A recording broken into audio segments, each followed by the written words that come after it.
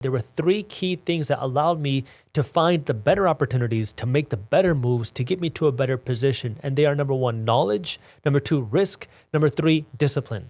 Starting with knowledge, I was very fortunate. And this is a kind of a funny story. I don't know if I've ever told this fully before. My parents wanted me to be a doctor.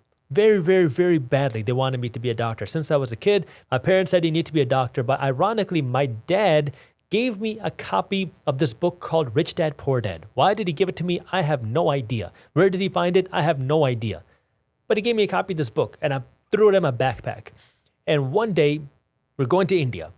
And flying to India, especially back then when you're sitting in economy class, it's not very fun. You used to sit like sardines. We didn't have TVs in every seat like you have now. It was like a 20-hour journey from the United States to India. I mean, it's a long journey. So I put a bunch of random stuff in my backpack. And I eventually picked up this copy of the book, Rich Dad, Poor Dad. And I hated reading. English is my second language. I did not enjoy reading books. I was on the verge of failing my English class in middle school. Like, English and reading were not my hobbies. But for whatever reason, I picked up this book and I started reading. And it was interesting.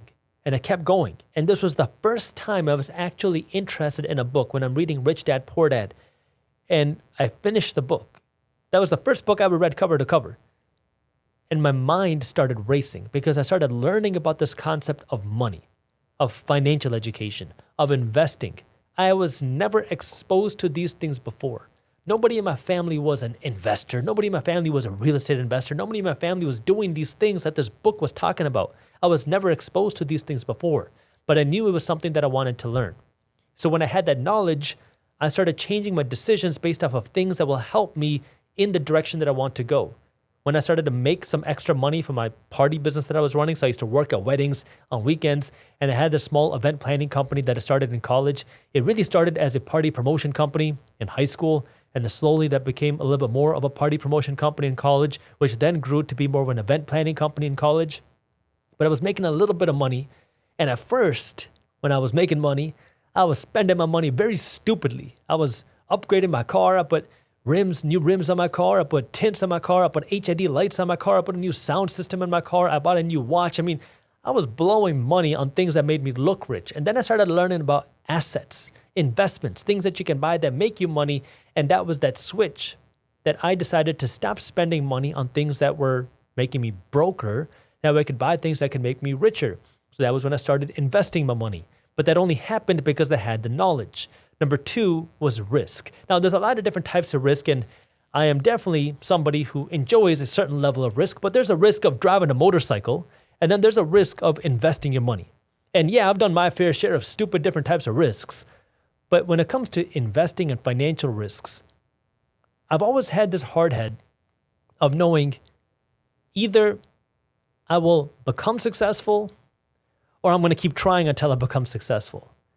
And I have to have some sort of risk to get there. And I was very fortunate that I started this journey when I was younger, in my teens and early 20s. But that level of taking risk is so important because no matter what you do, whether it's starting a business or investing your money, there's a level of risk involved. You're going to have to risk your time to learn things. You're going to risk watching YouTube videos. You're going to risk buying books. You're going to risk buying classes. You're going to risk investing in research. You're going to risk investing your money into the markets. You're going to risk trying things. And I have made a lot of mistakes. I made a lot of mistakes with my investments. I've invested in stocks that went bankrupt. I've invested in real estate deals that cost me a lot of money. I made a video on this YouTube channel about my worst real estate deal ever. It was the third real estate deal that I purchased, and it ended up costing me a fortune and a lot of sleep and a lot of stress.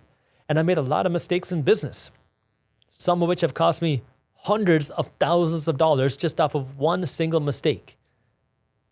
But that risk and being willing to take risks allows me to try things. It allows me to make mistakes. And allows me to have the chance to see more potential success.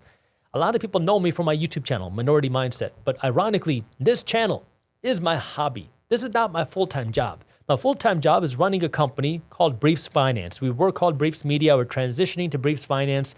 Part of the reason for that is because the whole world and economy is changing because of AI.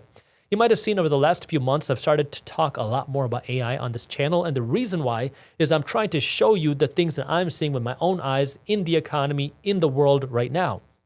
And as a media company, we did two things. We would publish financial news. So we had our newsletter, Market Briefs. We had articles and other things that we would publish with financial news, and then we would publish investment research. So we had analysts that would do research, and we would analyze stocks, and we would publish this research to investors to help investors understand where money is moving and find opportunities to hopefully beat the S&P 500. And that's what our reports have been doing. We were audited by a third-party company that we paid for, and they proved that our reports are beating the S&P 500. Well, all that is good, but now when you add AI into the mix, as a media company, it's much harder to compete against AI. And so that's when we had to make a big switch, which is why we're transitioning to Briefs Finance. We're going to be a fintech company forward, powered by media. So we're investing now into our own AI. We're investing into our own software. We're investing into our own technology, which is a huge, huge financial investment. We went out and hired, I think we have 7 developers now working full-time. Yeah, 7 developers working full-time that we're paying for. We haven't launched the product yet, but paying for 7 developers full-time, along with all the data that we're paying for, along with all the tools that we're paying for. It is expensive, and we haven't made a single penny yet, and we're not launching it for months because, well, this is a risk that we have to take because I see where the economy is moving. And if you're not willing to take risks, you're never going to be able to see the upside. It's the same thing with saving your money in the bank. If you have an extra $1,000, you can save it in the bank and feel like you're not taking on any risk. But the reality is that saving also has a risk. Risk number 1 is you're losing value to inflation. But number 2 is the opportunity risk, the opportunity cost, because $1,000 in the bank is not really going to grow.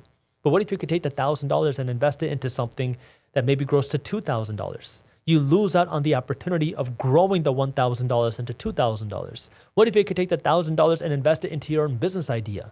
You could turn the $1,000 into, say, $100,000. Yeah, you could lose all of it, but there's a risk that you take by not investing that money. And these are things that you have to think about. And the earlier you start, or the more financial protection you have, the easier it is for you to take risks. If you're under the age of 25, really if you're under the age of 30, take risks. You got so much time ahead of you. Really, if you're under the age of 35, go out and take risks. If you're over the age of 35, maybe you need a little bit of financial protection. You need some savings to allow you to take more risks. Because once you get married, you have kids, and you have other financial responsibilities, it is more difficult to take on some risks. But I'm not saying don't take the risks. I'm saying based off of where you are in your financial journey, maybe you just need some extra financial cushion, need some extra savings, some investments to feel comfortable taking on bigger risks.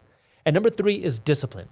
A lot of people say, work smart, don't work hard. And there's some truth to that. But what I have found is that without working hard, nothing matters. You have to work hard, no matter what you do, whether you're working smart or working hard. But the problem is, a lot of times people associate working hard in the wrong places. If I took that job working $14 an hour and I wanted to make more money and I just worked harder, yes, I would make more money, but I'd be making $14 an hour. Maybe I get a raise to $16 an hour, maybe $20 an hour, but there's only so much more that you can earn through that hard work. Now, if there are ways for you to accelerate in your career, absolutely.